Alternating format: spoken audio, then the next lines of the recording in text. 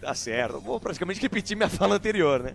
Mas é isso, 2 jogos, nenhum gol sofrido, uma vitória e um empate. O saldo desses 2 primeiros jogos do Guarani foi positivo. Agora é se preparar para o jogo contra o São Paulo. Ser um pouco mais tranquilo na saída de bola. A gente imagina que o São Paulo vai vir pressionar pela sua estreia em casa, vai ser o primeiro jogo do São Paulo no estádio do Morumbi. Então o Guarani vai ter que ter cabeça fria e muita qualidade para poder fazer seu jogo e quem sabe sair do Morumbi com uma boa vitória. Pelos 2 primeiros jogos apresentados, o saldo é positivo. Defesa não foi vazada, o ataque criou, poderia ter sido melhor no jogo de hoje, vai precisar ser um pouco mais eficiente no jogo do Morumbi. Certo assim, Alberti? Certo assim, o Guarani vai precisar usar muita inteligência para poder combater a equipe, a boa equipe do São Paulo Futebol Clube dentro do Morumbi. E só lembrando, hein, o Guarani, nesse momento, o Guarani é líder do seu grupo.